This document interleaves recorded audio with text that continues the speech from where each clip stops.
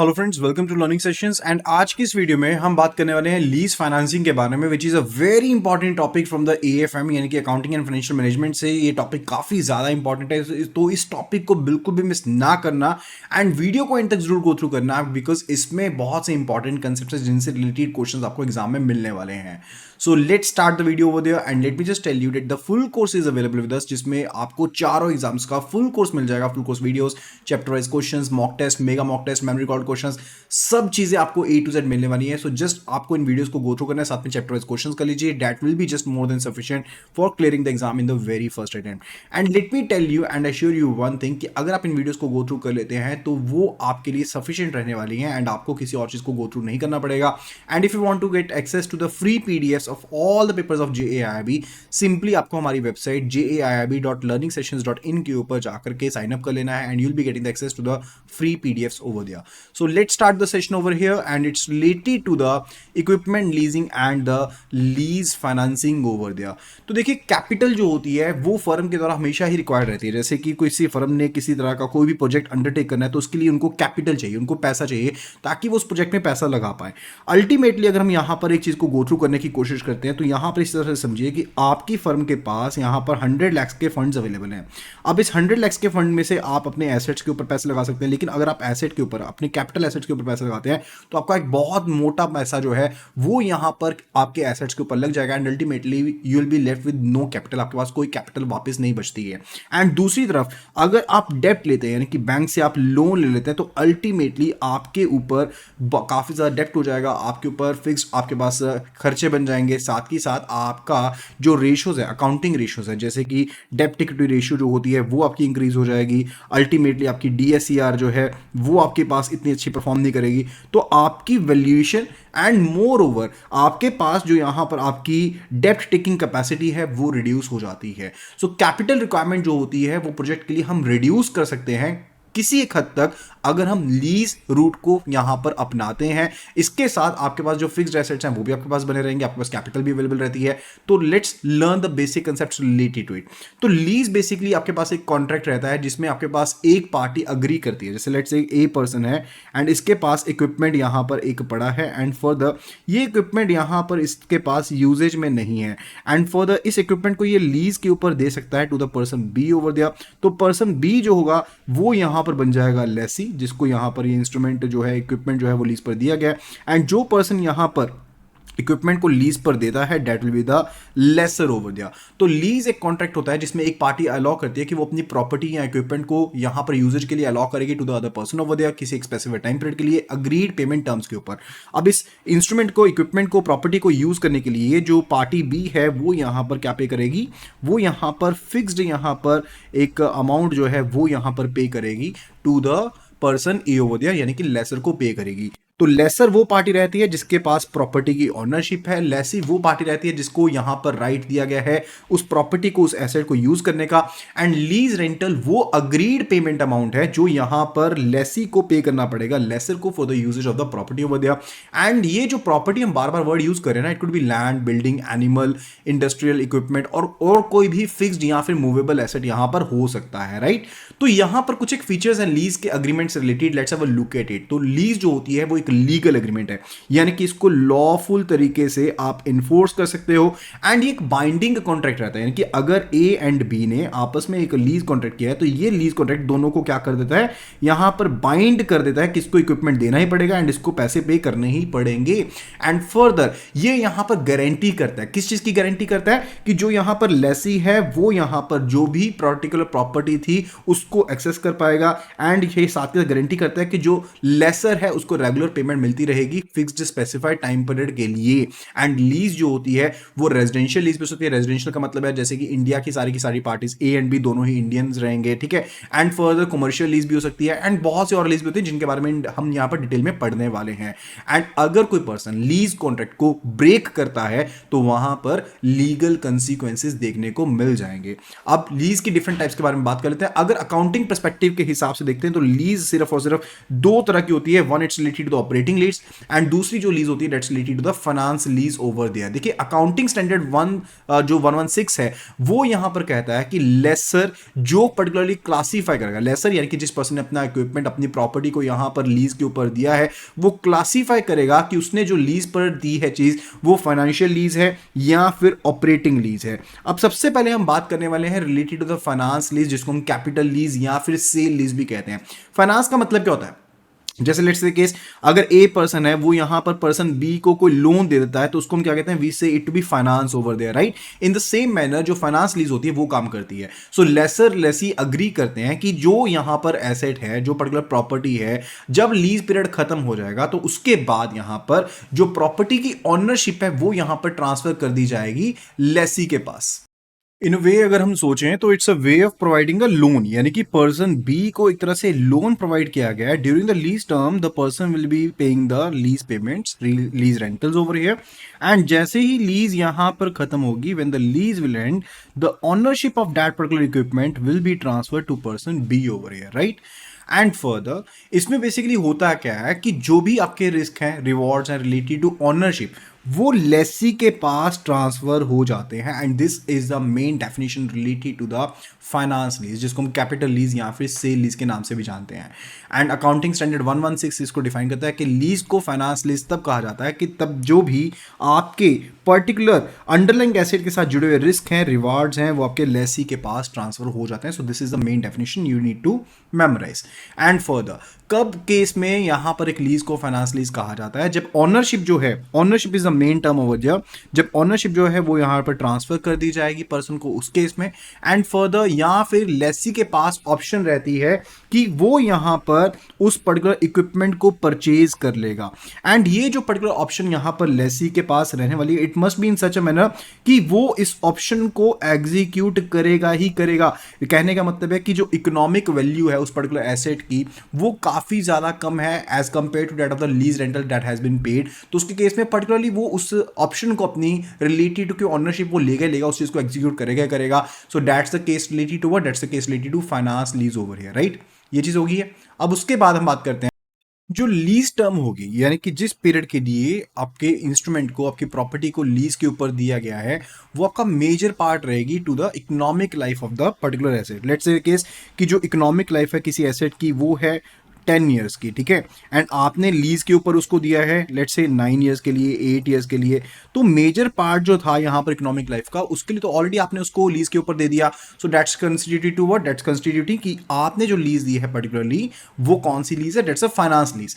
And in the case जो present value है minimum lease payments की at the inception of the lease, यानी कि जिस टाइम पर लीज को स्टार्ट किया गया, ठीक है। प्रेजेंट वैल्यू कैसे निकालते हैं, जैसे लेट्स से केस ये टाइमलाइन है and over here we are having 0, 1, 2, 3 and 4 and 5। Let's say इसकी 5 साल की लीज दी आपने, ठीक है।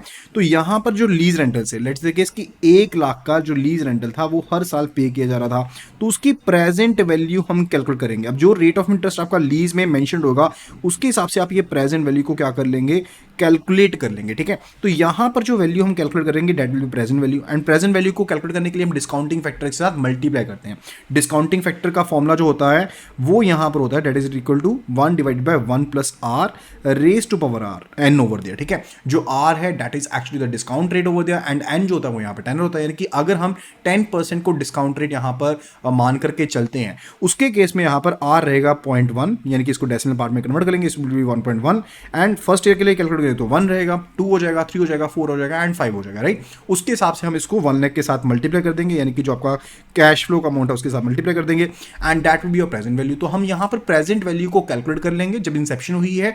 एंड फर्दर अगर वो प्रेजेंट वैल्यू जो है वो यहां पर हमारी मिनिमम लीज पीरियड के लिए अगर है होती है, वो यहां पर सब्सटेंशियल फेयर वैल्यू जो है लीज्ड एसेट की उसके इक्विवेलेंट है या फिर उससे ज्यादा है, तो उसके केस में अल्टीमेटली क्या रहेगा, उसको भी हम फाइनेंस लीज मानते हैं। यानी कि अगर मैंने प्रेजेंट वैल्यू कैलकुलेट करी, लेट्स से केस की ये पूरी के पूरी लीज टर्म की जो प्रेजेंट वैल्यू थी that basically calculated to be 2.3 lakh होगी, 2.3 लाख होगी। एंड फर्दर जो ये लीज एसेट का अमाउंट था, लीज एसेट की जो वैल्यू थी जब इसको परचेज किया गया था, लेट्स से केस की वो भी यहाँ पर 2 लाख का था। तो अल्टीमेटली ये वैल्यू जो है वो आपकी कम होगी किससे, प्रेजेंट वैल्यू से। तो ये कौन सी लीज होगी, it will be the finance lease over there. And further leased asset किसी स्पेसिफाइड ऐसी नेचर का हो जो सिर्फ और सिर्फ लेसी के द्वारा ही इस्तेमाल किया जा सकता है, तब भी उसको हम फाइनेंस लीज मानते हैं। एंड लेसी के पास अगर राइट रहता है related to the cancellation of the lease over there, तो यहां पर लेसर को, यानी कि जिसने किराए पर दिया, जिसने लीज पर दी है, उसको अगर कोई भी लॉस होता है यहां पर कैंसिलेशन के द्वारा, तो उसको कौन भुगताएगा? उसको लेसी ही भुगताएगा। That's a finance lease. तो ठीक है, ये हमारे पास 6 पॉइंट हमने पढ़ लिए। 7th पॉइंट क्या है कि लेसी के पास राइट रहेगा रिलेटेड कि वो यहां पर लीज को सेकेंडरी पीरियड के लिए, लेट्स से केस कि यहां पर लीज को पहले लिया गया 5 साल के लिए, अब यहां पर सिर्फ और सिर्फ जो आपके पास लेसी है उसी के पास पहले का राइट अवेलेबल है कि उस लीज को आगे फॉर द सेकेंडरी पीरियड यहां पर ले सकता है। तो वो पर्टिकुलर कौन सी लीज रहेगी? वो यहां पर फाइनेंस लीज रहने वाली है। तो 7 यहां पर ये केसेस हैं, यानी कि ऑनरशिप जो है अगर वो ट्रांसफर हो जाती है एंड फर्दर लेसी के पास ऑप्शन रहती है परचेज करने की, मेजर इकोनॉमिक लाइफ जो है उसकी कवर्ड रहती है एसेट की, प्रेजेंट वैल्यू जो है from the inception of the lease over there अगर वो ज्यादा है या फिर इक्विवेलेंट है to the lease asset value over there, या फिर लीज एसेट जो है स्पेशलाइज्ड नेचर का है कि सिर्फ और सिर्फ लेसी यूज कर सकता है, लेसी के पास कैंसिलेशन का राइट है, लेकिन अगर कोई यहां पर नुकसान होगा तो किसे भरना पड़ेगा? लेसी को भरना पड़ेगा, या फिर लेसी के पास राइट है कि वो सेकेंडरी पीरियड के लिए कंटिन्यू कर सकता है, तो उसको कौन सी लीज कहते हैं? इन 7 केसेस में उसको फाइनेंस लीज कहते हैं, राइट। अब ऑपरेटिंग लीज की बात करते हैं। ऑपरेटिंग लीज यानी कि सिर्फ और सिर्फ कुछ एक टाइम के लिए आपने लीज पर लिया है। तो अगर टाइम पीरियड की बात करें तो फाइनेंस लीज ज्यादा बड़ी होगी कि ऑपरेटिंग लीज होगी? डेफिनेटली आपकी फाइनेंस लीज ज्यादा लंबे टाइम पीरियड के लिए होती है। जो अकाउंटिंग स्टैंडर्ड 116 है वो कहता है कि जो भी लीज आपकी फाइनेंस लीज नहीं है वो आपकी ऑपरेटिंग लीज काउंट होगी, ठीक है। एंड जिसमें पर्टिकुलरली आपके जो पर्टिकुलर एसेट के लीज एसेट के रिस्क हैं, रिवॉर्ड्स हैं, वो यहां पर ट्रांसफर नहीं होते हैं, उसको ऑपरेटिंग लीज कहते हैं, राइट। एंड फर्दर लीज किसके ऊपर डिपेंड करती है? वो particularly substance of the transaction के ऊपर डिपेंड करती है rather than the form of the contract, यानी कि उस लीज के थ्रू निकल के क्या आ रहा है उस चीज के ऊपर वो मैटर करती है कि वो लीज कौन सी होगी। इस चीज को मैटर नहीं करता कि आपके अग्रीमेंट में क्या लिखा हुआ है, ठीक है। ऑपरेटिंग लीज को वेट लीज कब कहते हैं, ड्राई लीज कब कहते हैं? Let's have a look at it. देखिए, वेट लीज का मतलब होता है कि आपने सिर्फ और सिर्फ जो गुड्स थे उनको लीज के ऊपर नहीं दिया, आपने उनसे रिलेटेड टेक्निकल नो हाउ कि कैसे उस इंस्ट्रूमेंट को चलाना है या और इंफॉर्मेशन जो है उसकी हेल्पिंग आउट भी दे रहे हो, कैसे ऑपरेट करना है एसेट को, उसकी नॉलेज भी दे रहे हो, उसके रिलेटेड सर्विसेज भी दे रहे हो, तो उसको हम क्या कहते हैं? वेट लीज कहते हैं। एंड अगर ये इंफॉर्मेशन आप साथ में नहीं दे रहे हो तो उसको हम ड्राई लीज कहते हैं, ठीक है। एंड इन जनरल केसेस आप कौन सी लीज को ऑपरेटिंग लीज कहते हो? जहां पर आपकी इकोनॉमिक लाइफ जो है, let's say case economic life जो है किसी एसेट की वो 5 साल की है एंड आपने जो यहां पर एसेट लीज के ऊपर दिया है वो आपने 1 साल के लिए दिया है, तो अल्टीमेटली ये कौन सी लीज होगी? It will be the what type of lease? It will be the operating lease over there, ठीक है। एंड फर्दर लेसी के पास राइट रहता है कि वो लीज को क्या कर सकते हैं? कैंसिल कर सकते हैं। लेकिन जैसे कि फाइनेंस लीज के केस में हमने पढ़ा था कि जो भी लॉसेज होंगे कुछ होंगे वो किसको बॉर्न करने पाएंगे? Those will be borne by the lessee over there. लेकिन इस केस में ऐसा कुछ नहीं होता, लेसी को कुछ भी यहां पर जो लॉसेज और होते हैं वो बॉर्न नहीं करने पड़ते हैं। So that's what kind of lease? That's the operating lease over there. अच्छा, और कौन कौन से क्राइटेरिया होते हैं? Let's have a look at the leverage lease over there. Leverage lease best particular क्या होती है? पर्सन ए ने इक्विपमेंट को यहां पर पर्सन बी को लीज के ऊपर दिया, तो पर्सन ए हो गया हमारे पास लेसर, ठीक है, एंड पर्सन बी हो गया हमारे पास लेसी। इतनी चीज तो क्लियर होगी है। लेकिन अब यहां पर पर्सन ए ने जो इक्विपमेंट यहां पर दिया ना लीज के ऊपर, इसके पास पर्टिकुलरली पैसे नहीं थे, इसने यहां पर लोन लिया। किससे? पर्सन सी से यहां पर इसने लोन लिया। एंड फर्दर अब यहां पर इस केस में पर्टिकुलरली क्या रहेगा? You will be having a tripartite agreement between these 3 people over there related कि जो भी यहां पर रीपेमेंट होगी उसका एक पार्ट, यानी कि लीज रेंटल का एक पार्ट जो होगा that will be paid to the person C over there. And further यहां पर कुछ एक पार्ट जो होगा वो पर्सन ए के पास जाएगा। That's the main funda related to leverage lease. अब यहां पर लेवरेज का कंसेप्ट क्यों? क्योंकि पर्सन ए के पास खुद के पास तो पैसे थे नहीं, अब उसने क्या किया? अल्टीमेटली लोन लेकर के आगे से पर्सन बी को एसेट प्रोवाइड कर दिया। अच्छा, इसके बी की क्रेडिट वर्दिनेस के ऊपर कोई इंपैक्ट पड़ेगा? नो, पर्सन बी की क्रेडिट वर्दिनेस के ऊपर कोई भी इंपैक्ट नहीं पड़ेगा क्योंकि इसने कोई लोन यहां पर नहीं लिए। लोन किसने लिए? पर्सन ए ने यहां पर लोन लिए। किससे लोन लिए? पर्सन सी से लोन लिए। पर्सन बी तो सिर्फ और सिर्फ लेसी है जो कि उस इक्विपमेंट को यूज करने वाला है। कहने का मतलब है जो ऑनरशिप ऑफ द एसेट है that will still be remaining with the lessor over there, वो अभी भी लेसर के पास ही रहने वाली है। ऑनरशिप तो लेसर के पास ही रहेगी। एंड इसमें 3 पार्टीज होती है, जैसे मैंने आपको बताया, lessor, lessee and the lender over there. अब यहां पर मैंने जैसे आपको बताया कि जो भी यहां पर लीज रेंटर्स होंगे उसमें से एक पार्ट जो होगा वो पे किया जाएगा पर्सन सी को, ताकि जो लोन यहां पर लिया गया पर्सन ए की तरह उसको रीपे किया जा सके। एंड फर्दर कुछ एक पोर्शन जो होगा that will be received by the lessor over there, right. अब इसके बाद बात आती है related to the domestic lease over there. अच्छा, एक चीज ना इसमें पॉइंट और ऐड करने वाला है, दैट्स रिलेटेड टू कि जो एसेट था, जो इक्विपमेंट था, लेट्स से कि इसकी यहां पर इस इक्विपमेंट की बात कर रहे हैं, तो इसका चार्ज किसके पास क्रिएट होगा, हाइपोथिकेशन का चार्ज या फिर जो भी चार्ज है वो यहां पर क्रिएट होगा with the person C over, यानी कि जिसने लोन दिया उसके पास वो चार्ज क्रिएट किया जाएगा, राइट। अच्छा, अभी हम बात करने वाले related to domestic lease. Domestic lease वो रहेगी जिसमें सारी की सारी जो पार्टीज हैं वो कौन सी पार्टीज हैं, those all the parties are inland, यानी कि इंडिया में ही डोमिसाइल्ड है, इंडिया में रहने वाली हैं, वो पर्टिकुलर कौन सी लीज है, that's a domestic lease over there. International lease जिसमें कोई भी एक पार्टी जो वो क्रॉस बॉर्डर रहने वाली है वो पर्टिकुलरली कौन सी लीज होगी, that will be the international lease over there. अब इंटरनेशनल लीज में काफी ज्यादा इंप्लीकेशंस हो सकती हैं। कौन सी इंप्लीकेशंस हो सकती हैं, उसमें कंट्री रिस्क, क्योंकि डिफरेंट कंट्री के लोगों के साथ डील कर रहे हो ना, तो उसमें कंट्री रिस्क इन्वॉल्व हो सकता है। अगर आप यूएसडी में लीज रेंटल्स को रिसीव कर रहे हो तो डेफिनेटली वहां पर करेंसी रिस्क भी इन्वॉल्व हो सकता है। अच्छा, कैंसिलेबल लीज कौन सी होती है, वो लीज जिसको यहां पर जो भी टर्म्स एंड कंडीशंस अग्रीड हैं यहां पर किसमें, लीज अग्रीमेंट में, उसके हिसाब से उस लीज को अगर कैंसिल किया जा सकता है, that's a cancellable lease over there. Non cancellable lease कौन सी रहेगी, जैसे नॉर्मल पर्पसेस में तो आप उसको कैंसिल नहीं कर सकते हो, लेकिन in case of some remote contingency, कोई दिक्कत पड़ जाती है, आन पड़ जाती है, तो यहां पर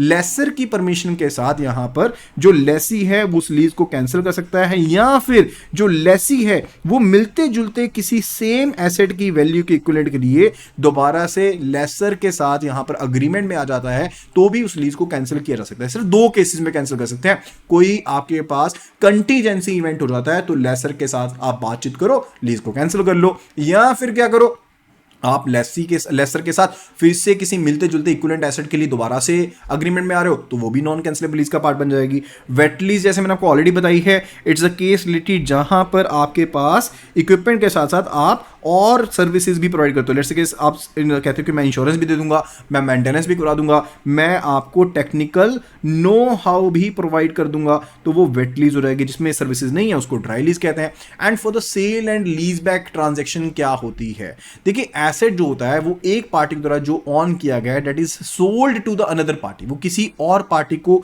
सेल कर दिया जाता है। कहने का मतलब है पर्सन ए के पास यहां पर एक एसेट था जिसको ये लीज पर लेना चाहता है, इसके पास ही एसेट है तो ये इस एसेट को सेल कर देगा पर्सन बी को, एंड साथ के साथ साइमल्टेनियसली पर्सन बी से इसने इस एसेट को लीज के ऊपर ले लिया। तो एक तो हो गई सेल ट्रांजैक्शन हो गई, एंड दूसरी जो ट्रांजैक्शन होगी वो यहां पर कौन सी है, दैट्स अ एसेट को यहां पर लीज पर ले लिया। तो यहां पर अगर हम ट्रांजैक्शन वाइज देखते हैं तो ये आपकी फर्स्ट ट्रांजैक्शन होगी and this is your second transaction over there. So that's the main funda related. I hope कि आपको यहां पर ये पॉइंट्स क्लियर हो गए होंगे।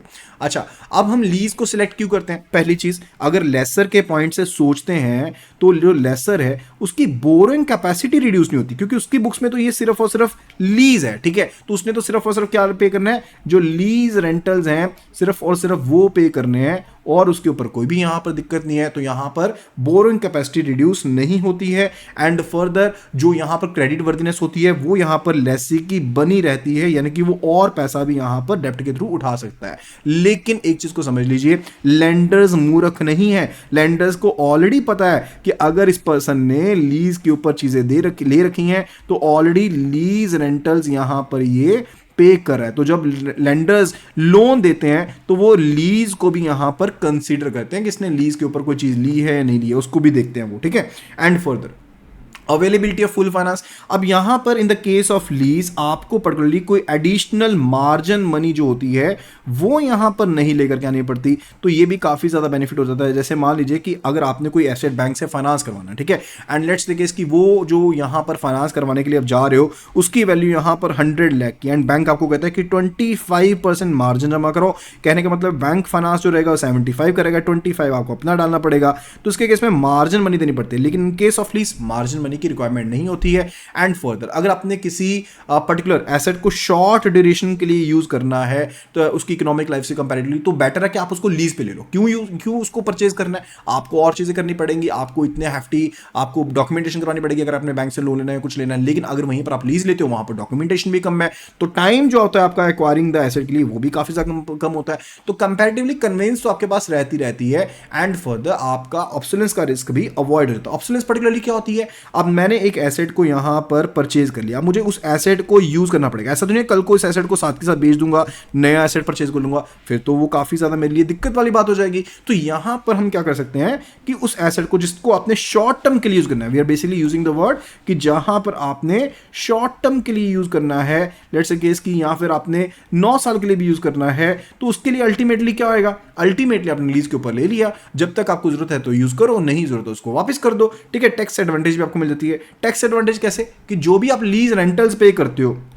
जो भी लीज पेमेंट्स या लीज रेंटल्स होंगे उनको एज एक्सपेंस काउंट किया जाता है, those are counted as for expense over there and further वो डिडक्टेबल होते हैं टैक्स पर्पसेस के लिए, यानी कि जो भी आपकी प्रॉफिटेबल इनकम है, ठीक है, तो उसमें से लीज रेंटल जो होते हैं वो आप पर्टिकुलरली सब्ट्रैक्ट कर सकते हो कि हाँ भाई ये तो हमने एक्सपेंस किया है, लीज लेने के लिए एक्सपेंस किया है, तो उसको आप सब्ट्रैक्ट कर सकते हो। एंड फर्दर जो लेसी फर्म होती है उसको बेनिफिट होता है, किस चीज का बेनिफिट होता है, अगर पर्टिकुलरली वो चार्ज ऑफ करते हैं cost the asset more rapidly, ठीक है, यानी कि लीज रेंटल से and the depreciation charges over there. कहने का मतलब है अगर कोई मैं एसेट परचेज करता हूं, अगर मैंने 100 लाख का एसेट परचेज किया जिसकी इकोनॉमिक लाइफ 10 साल की है एंड एसएलएम यानी कि straight line method of depreciation का इस्तेमाल कर रहा हूं, तो हर साल मैं 10 लाख की डेप्रिसिएशन डाल सकता हूं। वहीं पर अगर मैं यहां पर लीज रेंटल पे कर रहा हूं 12 लाख का, तो अल्टीमेटली मुझे तो बेनिफिट ज्यादा मिल जाएगा ना, मैं तो 12 लाख का रेंटल पे कर रहा हूं तो मुझे डेप्रिसिएशन से ज्यादा अमाउंट मिल जाता है, तो वो भी बेनिफिट यहां पर रहता है।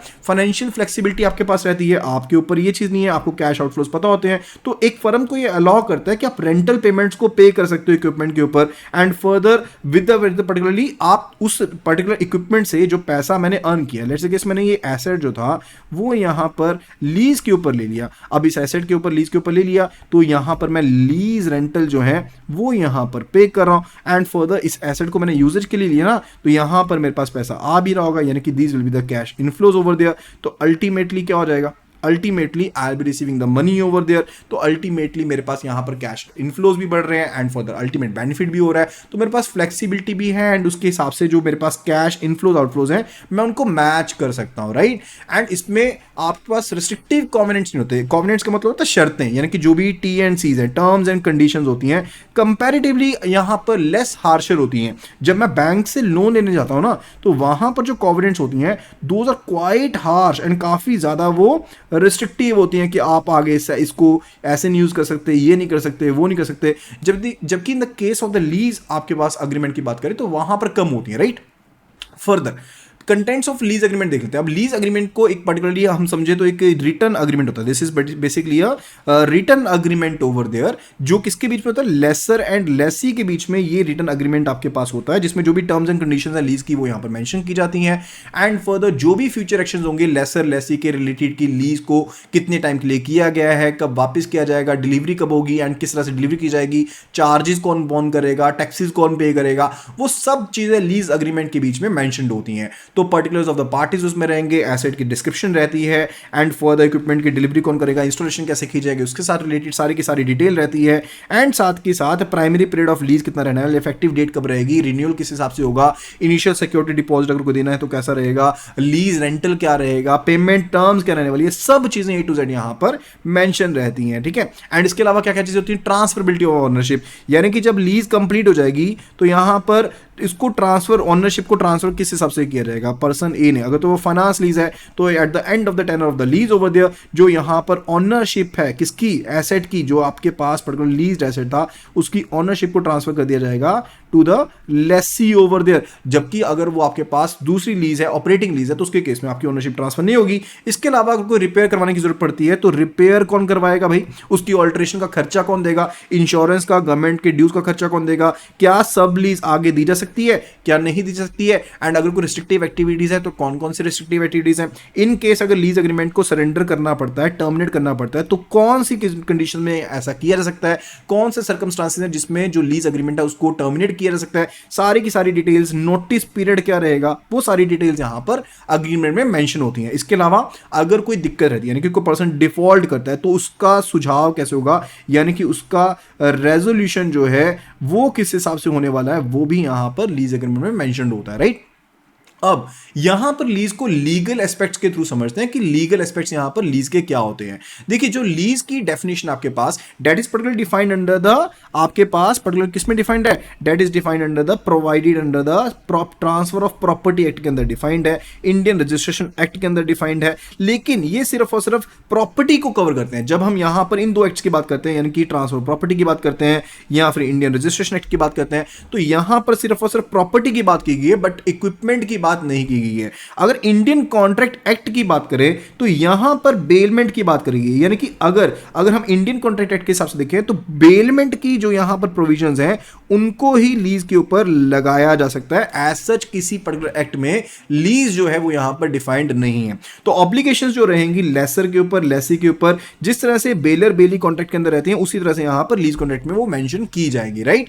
अब बात करते हैं goods and services tax on lease transactions over there. तो स्पेसिफिकली अगर बताएं तो यहां पर जो कानून है वो किसमें डिफरेंशिएट नहीं करता, चाहे वो इनकम टैक्स एक्ट की बात करें चाहे जीएसटी एक्ट की बात करें, तो वो फाइनेंस लीज एंड फर्दर जो ऑपरेटिंग लीज है उसमें कोई भी डिफरेंशिएशन नहीं करता। There is no difference, okay, we can say that there is no difference between these two as per the GST Act and as per the Income Tax Act over there। and जो section 7 है GST Act का वो यहां पर कहता है related to कि कोई भी तरह की आपकी एक्सप्रेशन है सप्लाईज का, चाहे वो सप्लाई ऑफ गुड्स हो, सेल हो, ट्रांसफर हो, बाटर हो, एक्सचेंज हो, लाइसेंस हो, रेंटल हो, लीज हो, वो पर्टिकुलरली सभी के ऊपर आपका जीएसटी लगेगा ही लगेगा, ठीक है। एंड लीज जो है वो यहां पर सप्लाई में कवर करता है एंड उसके अंडर ये टैक्सेबल माना गया है। जीएसटी जो है वो डिफरेंशिएट, जैसे मैंने आपको बताया कि जीएसटी जो है वो डिफरेंशिएट नहीं करता कि फाइनेंस लीज के बीच में एंड ऑपरेटिंग लीज के बीच में क्या डिफरेंस है, उसको डिफरेंशिएट यहां पर नहीं करता।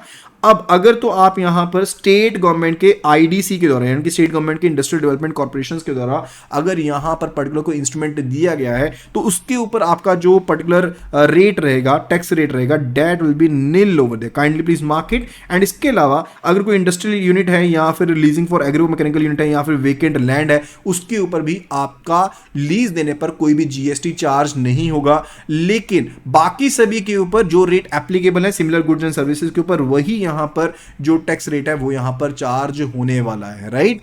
अगर इनकम टैक्स की इंप्लीकेशन देखते हैं लीज से related, let's have a look at it, तो यहां पर इन इंप्लीकेशंस को समझना काफी ज्यादा जरूरी है क्योंकि अकाउंटिंग के पॉइंट ऑफ व्यू से ये पॉइंट काफी ज्यादा इंपॉर्टेंट है इस पर्टिकुलर चैप्टर में, राइट। तो इनकम टैक्स रूल्स जो है वो एज सच डिफरेंशिएट नहीं करते हैं। फाइनेंस लीज में जैसे मैंने बताया ना तो आपका जीएसटी करता है ना ही आपके इनकम टैक्स रूल्स डिफरेंशिएट करते हैं फाइनेंस लीज के बीच में एंड ऑपरेटिंग लीज के बीच में। इनकम टैक्स की इंप्लीकेशन को फिर भी समझ लेते हैं। लीज ट्रांजैक्शन में जो लेसर है, जो लेसर पर्सन होगा वो पर्टिकुलरली क्या कर पाएगा, वो डेप्रीसिएशन को चार्ज कर पाएगा। क्यों? क्योंकि उसके पास एसेट की ओनरशिप है। पर्सन ए ने इस एसेट को लीज के ऊपर दिया पर्सन बी को। अब ऑनरशिप जो है इस पर्टिकुलर एसेट की वो किसके पास है, ownership lies with person A over there. तो डेप्रीसिएशन का जो बेनिफिट मिलेगा वो किसको मिलेगा, पर्सन ए को डेप्रीसिएशन का बेनिफिट मिलेगा।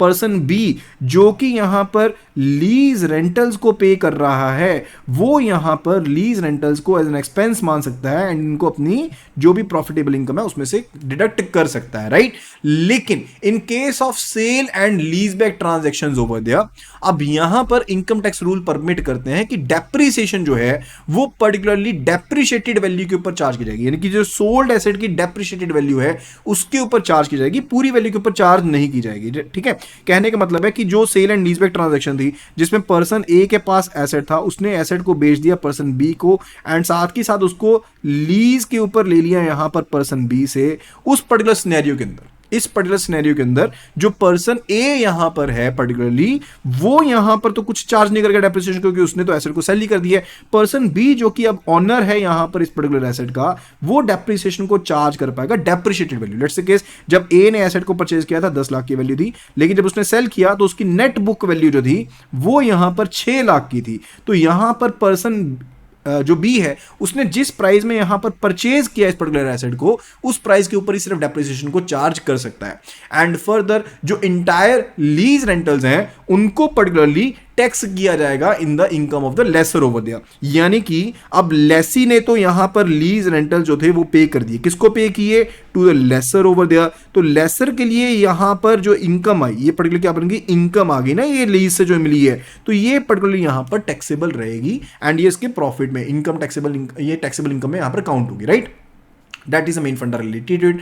तो अकाउंटिंग को यहां पर समझते हैं। सबसे पहले यहां पर लेसर की बुक्स के हिसाब से समझते हैं कि अकाउंटिंग कैसे होती है लीज ट्रांजैक्शंस की। तो सबसे पहले फाइनेंस लीज की बात करने वाले हैं, ठीक है? तो अगर मैं आपको ओवरव्यू दूं यहां पर फाइनेंस लीज से रिलेटेड, तो मैंने आपको ऑलरेडी बताया था कि फाइनेंस लीज के केस में पर्सन ए जो है वो यहां पर majority of the economic life के लिए एसेट को लीज के ऊपर देता है पर्सन बी को, एंड जैसे ही लीज यहां पर खत्म होगी, जो ऑनरशिप है वो यहां पर ट्रांसफर कर दी जाएगी।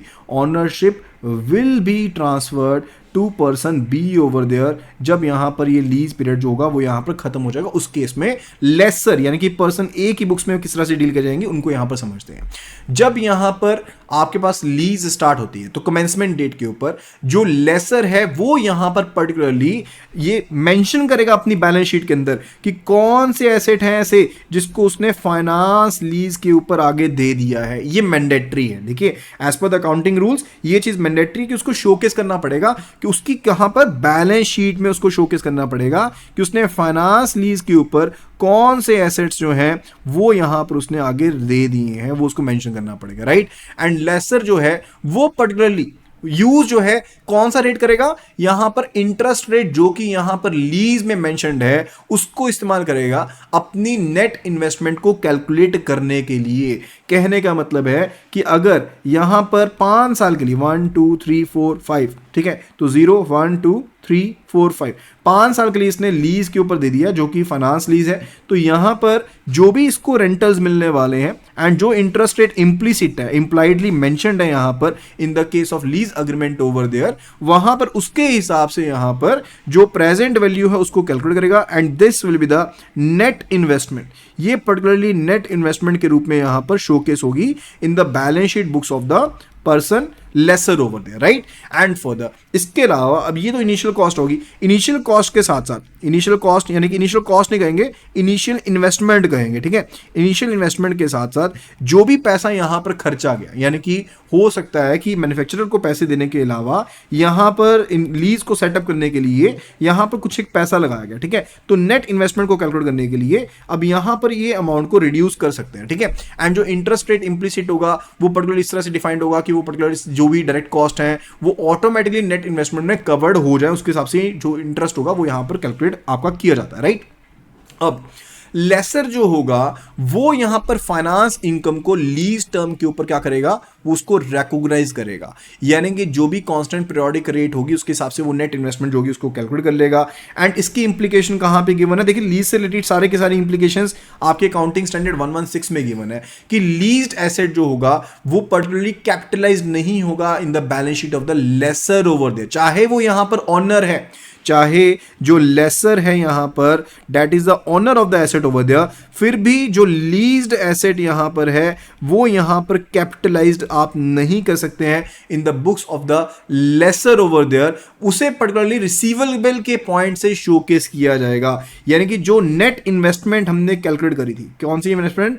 जो नेट इन्वेस्टमेंट यानी कि present value of the lease rentals हमने यहां पर कैलकुलेट करी थी, उस नेट इन्वेस्टमेंट को यहां पर रिसीवेबल के फॉर्म में यहां पर बैलेंस शीट में शोकेस किया जाएगा। किसकी? लेसर की बैलेंस शीट में इस तरह से शोकेस किया जाएगा। तो सिंपल सा फंडा है कि जब फाइनेंस लीज होगी ना तो यहां पर लेसर को ना अपनी बैलेंस शीट में शोकेस करना पड़ेगा कि कौन से एसेट है जिसको उसने फाइनेंस लीज के ऊपर दिया एंड उसको नेट इन्वेस्टमेंट कैलकुलेट करनी पड़ेगी implicit on the interest rate that is mentioned in the lease over there, and उसके बेस पर वो पर्टिकुलरली अपनी जो भी पैसा उसके पास आने वाला है उसको नेट इन्वेस्टमेंट के केस में उसको शोकेस करना, रिसीवेबल के फॉर्म में उसको शोकेस करना पड़ेगा। अब इसके बेस पर एक केस स्टडी है, इससे थ्रू आपको काफी ज्यादा चीजें क्लियर हो जाएंगी। तो परिमल इंडस्ट्रीज लिमिटेड ने यहां पर इक्विपमेंट परचेज किया एंड ये 2 करोड़ का इक्विपमेंट था एंड इसको निशान सिंह लिमिटेड को यहां पर दे दिया, ठीक है, लीज के ऊपर दे दिया। ये 10 साल के पीरियड के लिए लीज यहां पर दी गई है। इनिशियल कॉस्ट जो इंकर की गई थी यहां पर परिमल लिमिटेड के द्वारा इन नेगोशिएशन एंड समथिंग वो 12 लाख रुपए के पैसा जो था वो यहां पर शुरू में लगाया गया था एंड फर्दर लीज रेंटल जो निशांत ने देना है वो यहां पर 36 लाख का लीज रेंटल यहां पर पे करना। अब यूजफुल लाइफ टाइम पीरियड जो है वो यहां पर 10 साल का है, यानी कि अगर यहाँ पर ध्यान से देखें तो इन्होंने मेंशन तो नहीं किया ना कि ऑपरेटिंग लीज है कि फाइनेंस लीज है, तो आपको लेकिन इस क्राइटेरिया से पता लग गया कि यूजफुल लाइफ भी 10 साल की है एंड फर्दर इसने आगे लीज पर भी 10 साल की दी है। तो कौन सी लीज होगी? It is the clear case of the finance lease. तो ये यहाँ पर हमारे पास फाइनेंस लीज का केस यहां पर होने वाला है, राइट। तो यहां पर फाइनेंस लीज के ऊपर दे दी है and for the residual value उन्होंने कह दिया कि कोई भी रेजिडुअल वैल्यू नहीं है, कि जब 10 साल हो जाएंगे तो उसकी कोई रेजिडुअल वैल्यू बचती नहीं है एंड कोई भी इनिशियल पेमेंट और इसके अलावा नहीं दी गई है। इंटरेस्ट रेट जो इंप्लिसिट है लीज में वो 10% का यहां पर इंटरेस्ट रेट यहां पर कहा गया है। तो यहां पर परिमल इंडस्ट्री की बुक्स में इसको किस तरह से डील किया जाएगा, let's have a look at it. तो यहां पर इसको केस स्टडी की फॉर्म में समझते हैं। जो प्रेजेंट वैल्यू मेरे पास यहां पर है, ठीक है, present value of lease rentals है 36 लाख रुपीज की आपके पास प्रेजेंट वैल्यू आपके पास लीज रेंटल्स है, ठीक है। तो इनकी प्रेजेंट वैल्यू को कैलकुलेट करना है। तो यहां पर आप क्या करेंगे, ईयर वाइज मैंने यहां पर लिख लिया, year 1 2 3 and up to 10 years यहां पर लिख लिया एंड जो लीज रेंटल्स मुझे हर साल मिलने वाले हैं उनको हमने यहां पर मेंशन कर दिया। 36 लाख रुपीज आपको हर एक साल मिलने वाले हैं लीज रेंटल्स ओवर दिया। ये मेरे पास इनफ्लोज हो गए।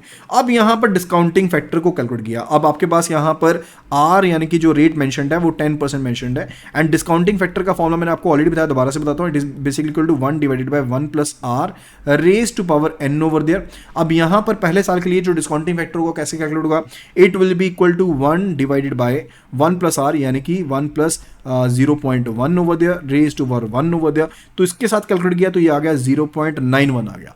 सेम वे में we calculated for the year 2 3 4 5 6 and so on and इसके साथ आपने ये वैल्यूज को कैलकुलेट कर लिया। बहुत आसान है, सिंपल इक्वल टू का साइन प्रेस करते रहना है एंड आपकी वैल्यूज जो आती रहेंगी। यानी कि आपको कैलकुलेटर पर लिखना है 1 divided by 1.1 and further equal to का साइन प्रेस कर दो, पहले साल का आ गया, फिर इक्वल टू का साइन प्रेस कर दो, दूसरे साल का आ गया, तीसरे साल का आ गया एंड ऐसे सो ऑन आपके पास आता रहेगा, राइट। अब हमने इन दोनों को मल्टीप्लाई कर दिया एंड आपके पास ये प्रेजेंट वैल्यू हमने कैलकुलेट कर ली फॉर द रिस्पेक्टिव ईयर्स कि आपके पास इन लीज रेंटल्स की रिस्पेक्टिव प्रेजेंट वैल्यू क्या है। उसके बाद हमने एंड में जाकर के इन सभी को ऐड ऑन कर दिया। So it basically completed to 2 crore 21 lakh के अराउंड मेरे पास ये वैल्यू जो वो बन के आ रही है, ठीक है। अब यहां पर बैलेंस शीट में अगर हम देखें तो ये आपके पास पर्टिकुलर क्या कैलकुलेट किया, we calculated to be the net investment. ये बेसिकली मेरे पास नेट इन्वेस्टमेंट है जो कि लेसर की बुक्स में यानी कि परिमल इंडस्ट्री की बुक्स में as a amount of receivable showcase होगी, लेकिन हम इनको as a capitalised instrument asset यहां पर कंसीडर नहीं कर सकते परिमल इंडस्ट्रीज की बुक्स में, राइट। इसी चीज के बारे में आपको समझाना चाहता था। अभी बात करने वाले related to the operating leases over there. Operating lease यानी कि जहां पर जो लीज है उसको पर्टिकुलरली कम टाइम पीरियड के लिए दिया गया है। अब लेसर जो है अपनी बैलेंस शीट में जिस नेचर का एसेट है उसके अकॉर्डिंग शोकेस करेगा, यानी कि नॉर्मल के हिसाब से ही शोकेस करेगा एंड यहां पर डेप्रीसिएशन का बेनिफिट जो है वो यहां पर ले सकता है, ठीक है। यानी कि लेसर जो होगा वो इन केस ऑफ ऑपरेटिंग लीज यहां पर डेप्रीसिएशन का बेनिफिट ले सकता है, उसमें कोई भी दिक्कत नहीं है। इनिशियल जो भी डायरेक्ट कॉस्ट होगी आप उसको शामिल कर सकते हो, ठीक है। ऑपरेटिंग की लीज की आप कॉस्ट में उसको शामिल कर सकते हो, कोई भी आपका खर्चा हो लीज को लेने में, ठीक है। And depreciation policy for depreciation asset वो कंसिस्टेंट रहेगी नॉर्मल डेप्रीसिएशन पॉलिसी के साथ जैसे पहले करता था, लेकिन फाइनेंस लीज के केस में ये वाला पॉइंट आपके पास अवेलेबल नहीं था, ठीक है। अब इसी चीज को दोबारा से समझते हैं। तो परिमल इंडस्ट्रीज लिमिटेड ने यहां पर इक्विपमेंट परचेज किया है 200 लाख का, वायु लिमिटेड को दे दिया इसने 3 साल के लिए। इनिशियल कॉस्ट जो थी वो यहां पर आई, नेगोशिएशन अरेंजमेंट में आई 6 लाख की इनिशियल यहां पर कॉस्ट आपके पास आई है। तो यहां पर ध्यान से समझिएगा, लीज रेंटल 36 लाख का है and for the useful life जो वो 10 साल की है एंड फॉर द SLM यानी कि straight line method of depreciation यानी कि यूनिफॉर्म यहां पर डेप्रिसिएशन की जाएगी एसेट के ऊपर, उसके बारे में बताया गया, ठीक है। तो कैसे यहां पर परिमल इंडस्ट्रीज की बुक्स में ये कंक्लूड होगी उसके बारे में देखते हैं। तो कॉस्ट कैरिंग ऑफ इक्विपमेंट यानी कि कॉस्ट कैरिंग इक्विपमेंट में कितनी होगी, debt will be equal to 200 lakh का 200 लाख का आपके पास एसेट है प्लस 6 लाख की आपकी इनिशियल कॉस्ट लगी है। तो इसको दोनों को क्या कर देंगे, ऐड कर देंगे। तो ये 206 लाख का आपका टोटल यहां पर एसेट बन जाएगा। Purchase cost plus initial cost आपके पास बन गई है। डेप्रिसिएशन जो चार्ज की जाएगी SLM मेथड के हिसाब से चार्ज करेंगे एंड फॉर द डेप्रिसिएशन तो आप किसके ऊपर चार्ज करेंगे, जो कॉस्ट आपके एक्चुअल में लगी उसके ऊपर चार्ज करेंगे। यानी कि 20 लाख रुपीज की 200 का 10% 20 लाख रुपीज पर ईयर के हिसाब से आप डेप्रिसिएशन स्ट्रेट लाइन मेथड के हिसाब से आप चार्ज करेंगे। लीज रेंटल जो है वो आपको 36 लाख पर ईयर के आपको यहां पर मिल रहे हैं, right. So now we have understood so far कि in case of finance lease, in case of the finance lease and in case of operating lease किस तरह से हम डिफरेंट चीजों के साथ डील करते हैं, राइट। अच्छा, अभी बात करते हैं कि हम यहां पर लीज ट्रांजैक्शंस को इन द बुक्स ऑफ लेसी कैसे डील करते हैं। अब लेसी के पॉइंट से समझें तो यहां पर आपको एक चीज समझनी पड़ेगी कि लेसी तो अल्टीमेटली क्या पे कर रहा है, lessee is paying the lease rentals only. अब लीज रेंटल्स तो एक्सपेंसेस काउंट होंगे ही होंगे, ठीक है, तो ये यहां पर बेनिफिट है। अब डिस्टिंक्शन जो होती है फाइनेंस एंड ऑपरेटिंग लीज की, वो particularly as far as accounting treatment, अगर हम लेसी के अकाउंट की बात करते हैं उनको रिमूव कर दिया गया। अब यहां पर कोई भी यहां पर पर्टिकुलर डिस्टिंक्शन नहीं है, चाहे वो आपके पास ऑपरेटिंग लीज है, चाहे आपके पास वो फाइनेंस लीज है। तो जब भी कमेंसमेंट यहां पर होती है तो यहां पर लेसी को क्या रिकॉग्नाइज करना पड़ेगा, यहां पर right of use of asset को यहां पर रिकॉग्नाइज करना पड़ेगा कि उसको यहां पर जो लीज्ड एसेट था, वो यहां पर जो लीज्ड एसेट था उसको यहां पर यूजेज के लिए मिल चुका है, ठीक है। एंड फर्दर एक लीज लायबिलिटी जो है उसको कंसीडर करना पड़ेगा कि उसको यहां पर पेमेंट्स जो है वो यहां पर लीज रेंटल्स की यहां पर करनी है, उसको यहां पर कंसीडर करना पड़ेगा कमेंसमेंट डेट के ऊपर। And further right of use asset cost की उसको कैलकुलेट करनी पड़ेगी। And right of use asset cost कैसे होगी, यानी कि अगर मैंने एसेट को लीज के ऊपर लिया 20 लाख रुपीज पर ईयर के हिसाब से, मैंने यहां पर किसी एसेट को लीज के ऊपर ले लिया, लेकिन उसको यूज में लाने के लिए मुझे हो सकता है कि उसकी इनिशियल मेजरमेंट करनी पड़े, उसके ऊपर कोई खर्चा लगा तो वो पैसा भी साथ में ऐड होगा। इसके अलावा कोई यहां पर मुझे कमेंसमेंट डेट से पहले कोई अपफ्रंट पेमेंट करनी पड़ी, कोई यहां पर पर्टिकुलरली इंसेंटिव्स मिल गए, ठीक है, अगर कोई अपफ्रंट पेमेंट करनी वाली तो ये ऐड हो जाएगी। अगर कोई इंसेंटिव मिल गई यानी कि कुछ पेमेंट करी अपफ्रंट तो वो यहाँ पर ऐड हो जाएगी। एंड कुछ इंसेंटिव किए, इंसेंटिव मिले मुझे गवर्नमेंट की तरफ से या कुछ तरफ से, या मान लीजिए जो लेसर था उसकी तरफ से, तो इंसेंटिव यहाँ पर लेस हो जाएंगे। इसके अलावा कोई डायरेक्ट इनिशियल कॉस्ट आती है उस पर्टिकुलर इक्विपमेंट को सेटअप करने के लिए, ठीक है, तो वो भी बीच में ऐड हो जाएगी। एंड फर्दर कोई एस्टिमेट ऑफ कॉस्ट अगर इंकर होती है रिलेटेड टू, मान लीजिए एस्टिमेट रिलेटेड टू जब लीज पीरियड मेरा खत्म होगा तो उसके बाद मुझे यहां पर इस एसेट को पर्टिकुलर डिसमेंटल करना पड़ेगा, रिमूव करना पड़ेगा, उसको दोबारा से साइट के ऊपर रीस्टोर करना पड़ेगा। तो अगर ऐसी कोई भी कॉस्ट है तो उसको भी इस बीच में हम ऐड कर लेंगे, एस्टिमेटेड इनकम को भी, एस्टिमेटेड कॉस्ट को भी हम ऐड कर लेंगे। तो ultimately we will be measuring what, तो ये हमारे पास क्या बन जाएगी, cost of the right of use asset over there, ठीक है। तो ये मेरे पास cost of right of the use asset मेरे पास यहां पर बन जाएगी, राइट। अब उसके बाद यहां पर initial measurement of the lease liability की बात करते हैं, ठीक है, initial measurement of the lease liability. तो जब आपके पास यहां पर कमेंसमेंट होती है किसकी, लीज डेट आपके पास स्टार्ट होती है, तो लेसी जो है लीज लायबिलिटी को मेजर करेगा। एंड कैसे मेजर करेगा, यानी कि जो भी लीज रेंटल्स उसने पे ऑफ करने हैं ओवर द टाइम पीरियड, जो भी लीज रेंटल्स उसने पे ऑफ करने हैं उनकी प्रेजेंट वैल्यू को कैलकुलेट कर लेगा, उनकी प्रेजेंट वैल्यू को कैलकुलेट करेगा। यानी कि जो भी लीज रेंटल्स, इसकी तरफ से क्या है, ये cash outflows, these all are the cash outflows over there. तो इन सभी कैश आउटफ्लोज को हम क्या करेंगे, अल्टीमेटली इनकी प्रेजेंट वैल्यू को यहां पर कैलकुलेट कर लेंगे। किस रेट के ऊपर, वही रेट के ऊपर जो कि लीज अग्रीमेंट में आपके पास मेंशन्ड है, जो भी यहां पर लीज अग्रीमेंट में मेरे पास मेंशन्ड है उसके बेस पर मैं यहां पर जो पर्टिकुलर प्रेजेंट वैल्यू है उसको यहां पर कैलकुलेट करेंगे। एंड फर्दर अगर रेट यहां पर रेडली डिटरमाइन नहीं होती है तो यहां पर लेसी जो है वो लेसी की इंक्रीमेंटल बोरोइंग रेट, यानी कि अगर वो किस रेट पर बोरो करता उसको इस्तेमाल कर सकता है, अगर अग्रीमेंट में उसको यहां पर रेट नहीं कैलकुलेट कर पाता, ठीक है। And further profit and loss में लेसी जो है वो किसको शोकेस करेगा, वो प्रेजेंट इंटरेस्ट एक्सपेंस को शोकेस करेगा, यानी कि जो उसका अभी के लिए पर्टिकुलर एक्सपेंस है, इंटरेस्ट एक्सपेंस है, उसको शोकेस करेगा। यानी कि डेप्रिसिएशन जो पर्टिकुलर चार्ज हो रही है from the right of use of asset वो अलग से शोकेस होगी। यानी कि दो तरह के हेड बन जाएंगे, एक तो मेरे पास हेड बन जाएगा P&L में इंटरेस्ट का बन जाएगा, ठीक है, जो पर्टिकुलरली क्या होगा, expense on the interest expense on the lease liability over the, एक तो वो हेड बन जाएगा। एंड दूसरा मेरे पास बन जाएगा रिलेटेड टू द डेप्रिसिएशन, यानी कि जो मेरे पास right of use of asset मैंने कैलकुलेट किया था, right of use of asset हमने कैलकुलेट किया था, वो अलग से बन जाएगा जिसके ऊपर अल्टीमेटली हम डेप्रिसिएशन चार्ज करेंगे। यानी कि हर साल इसी में से तो हम वैल्यू को कम करते रहेंगे। जैसे कि मान लीजिए ये मैंने right of use of asset calculate करी and it was basically calculated to be 2.21 crore, ठीक है। एंड अगले साल जब मैंने 36 लाख रुपीज और पे कर दिए तो ये वैल्यू मेरी और कम हो जाएगी एंड इस तरह से ये रिड्यूस होती रहेगी। यानी कि हर साल ये वैल्यू मुझे कैलकुलेट करनी होगी, उसको यहाँ पर मेंशन करना होगा। अब इस केस में कुछ एक एग्जामिशंस हैं एंड ये जो अबव रिक्वायरमेंट्स हैं उससे कुछ एग्जामिशंस हैं, यानी कि जहां पर लीज जो है काफी कम समय के लिए ली गई है तो वहां पर आपको ये ऊपर वाली चीज करने की जरूरत नहीं है। तो कहने का मतलब है जहां पर तो आपके पास लीज पीरियड काफी बड़ा है, lease period is longer enough, ठीक है, तो वहां पर तो आपको ये particular right of use of जो एसेट है उसको कैलकुलेट करना पड़ेगा, इंटरेस्ट को अलग से कैलकुलेट करना पड़ेगा, P&L में मेंशन करना पड़ेगा। लेकिन अगर लीज पीरियड छोटा है तो वहां पर नहीं करना पड़ेगा। या फिर अगर अंडरलाइंग एसेट जो है उसकी वैल्यू काफी कम है, अंडरलाइंग एसेट जो है काफी वैल्यू कम है, तो उसके केस में भी आपको अबव मेथड को यूज करने की जरूरत नहीं है। तो ये दो एग्जाम्पशंस हैं जिनके केस में आपको यहां पर अलग से इनको कैलकुलेट करने की जरूरत नहीं है, अलग से चीजों को कैलकुलेट करने की जरूरत नहीं है। सिर्फ और सिर्फ लीज रेंटल को रिड्यूस कीजिए अपनी टैक्सेबल इनकम में से, राइट। एंड अगर आप ऐसे एग्जाम्पशन लेते हैं तो लेसी को लीज पेमेंट्स को यहां पर पर्टिकुलरली एक्सपेंस की तरह काउंट करना पड़ेगा। एंड फर्दर या तो आप particularly straight line method base के ऊपर लोगे या फिर सिस्टमेटिक बेसिस के ऊपर लोगे। यानी कि जो टोटल रेंटल्स आपने पे करने थे, लेट्स से 36 लाख रुपीस आप पर मंथ पर ईयर पे कर रहे थे, and this was particularly for 5 years, ये 5 साल के लिए आपने पे करना था। तो टोटल अमाउंट कितना बन गया? ये टोटल अमाउंट बन गया 1.8 करोड़ बन गया, ठीक है। ये 1.8 करोड़ टोटल मेरे पास अमाउंट बन गया। अब इसके केस में 1.8 करोड़ के ऊपर मैं स्ट्रेट लाइन मेथड लगाता रहूंगा, सीधा 36 लाख को इसमें से सेपरेट करता रहूंगा हर साल।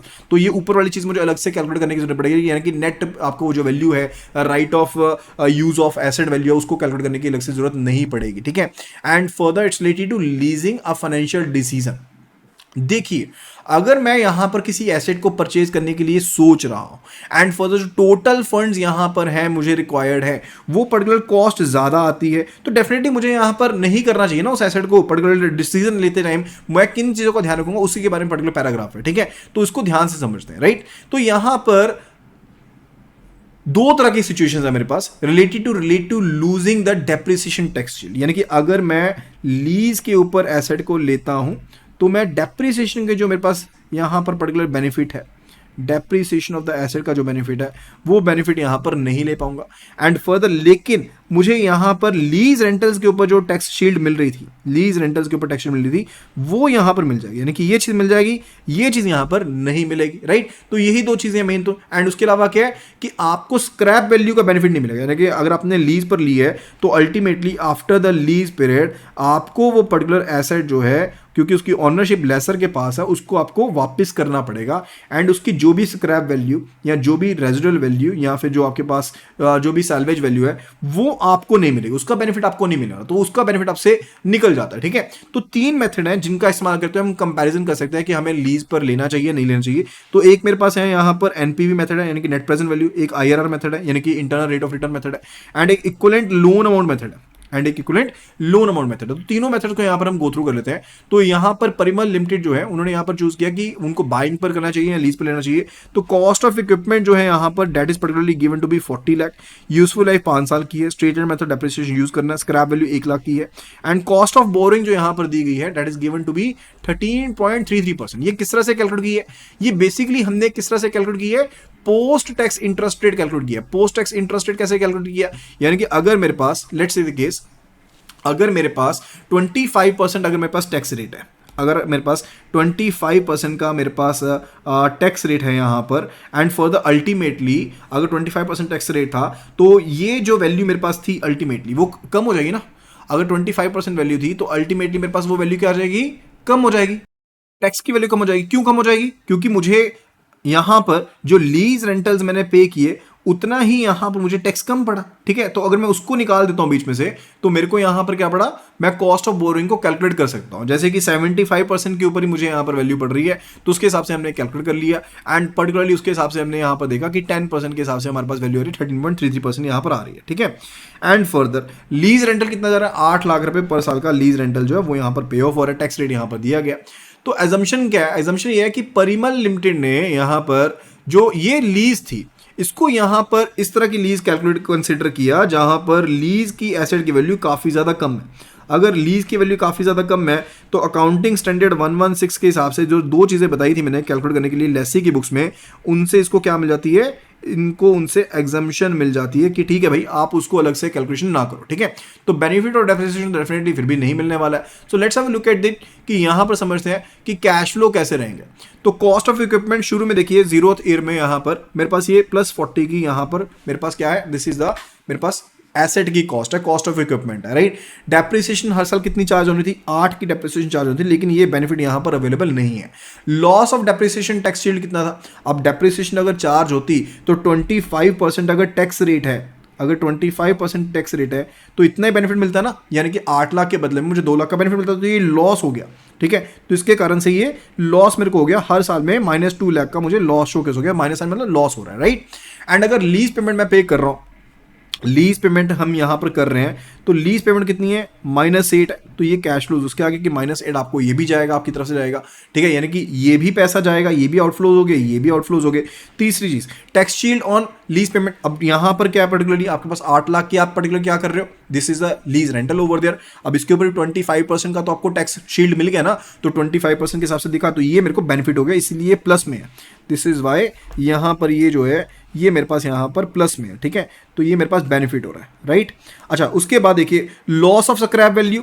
स्क्रैप वैल्यू तो बिल्कुल एंड में जाकर के आती है, तो वो स्क्रैप वैल्यू जो 1 लाख की यहाँ पर शोकेस करिए कि 1 लाख की यहाँ पर स्क्रैप वैल्यू थी, वो भी आपको नहीं मिलने वाली ना, तो वो भी अल्टीमेटली आपका लॉस फैक्टर में काउंट होगा। तो this is also your loss value over here. ठीक है, तो ये भी यहाँ पर लॉस हो गया। तो इनको अगर हम एक्यूमुलेट करके देखते हैं तो यहाँ पर ये देखिए -8, -8, -8, -8 and -9, these will be your cash flows. ये आपके क्या होने वाले हैं, ये आपके कैश फ्लोज होने वाले हैं, यानी कि ओवरऑल मुझे यहां पर ये कैश फ्लोज पे करने पड़ेंगे। तो अल्टीमेटली मुझे -8, -8, -8, -8 एंड -9 ये पे करने पड़ेंगे। तो सबसे पहले हम एनपीवी मेथड अपनाते हैं। एनपीवी का मतलब होता है कि जितने भी आपके पास कैश फ्लोज हैं, we are not talking about the cash inflows और outflows, we are just talking about the cash flows over there. तो जो भी आपके पास कैश फ्लोज हैं, आप उनकी प्रेजेंट वैल्यू को कैलकुलेट कर लेते हो एंड उनका क्या कर देते हो, we do the algebraic sum of all those, यानी कि जो भी आपके पास प्रेजेंट वैल्यू आती हैं उनका अलजेब्रिक सम हम यहां पर कर देते हैं, right.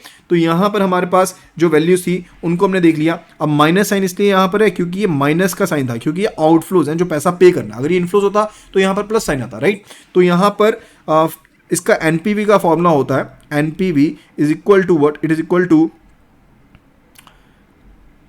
C and for the minus summation of जो भी आपके पास अमाउंट था बाहर जो जा रहा है वो, यानी कि जो भी अमाउंट्स जा रहे हैं वो जाएंगे I and further 1 + r raise to power n over there, जहां पर n की वैल्यू जो है वो 0 to n यहां पर मूव कर रही है, राइट। तो यहां पर इस पर्टिकुलर सिनेरियो में क्या है कि जो कैश फ्लो था फर्स्ट ईयर के लिए जो पैसा लगा हमारा, डेट इज 40 लाख रुपीस, तो डिवाइडेड बाय 1.10 हो गया, क्योंकि हम यहां पर डिस्काउंट रेट जो है वो यहां पर 10% यहां पर कंसीडर कर रहे हैं, which is a post tax boring rate, जो कि आपकी पोस्ट टैक्स बोरिंग रेट है उसको आप कंसीडर कर रहे हो, राइट। तो यहां पर उसके हिसाब से हमने कैलकुलेशन की एंड ये एनपीवी जो था वो यहां पर क्या आ गया, पॉजिटिव आ गया। NPV came out to be the positive over there, ठीक है। तो अगर बाइंग डिसीजन या लीज डिसीजन कैसे होगा, अगर मेरा एनपीवी जो है वो अगर पॉजिटिव आता है तो I should be preferring the lease over there, तो मुझे लीज के ऊपर जाना चाहिए। एंड वहीं पर अगर ये एनपीवी यानी कि आपके पास नेट प्रेजेंट वैल्यू जो है वो नेगेटिव आती है तो मुझे यहां पर एसेट को बाय करना चाहिए, राइट। एंड फर्दर अगर ये एनपीवी नेट प्रेजेंट वैल्यू 0 आती है, so there is no difference, either I can buy the instrument और can take the instrument on the lease over there, ठीक है। तो ये यहां पर मेजर चीज रहती है when you considering to buy और lease the instrument over there if you are using the NPV method, यानी कि नेट प्रेजेंट वैल्यू मेथड को यूज कर रहे हैं। अब आईआरआर मेथड यूज करते हैं।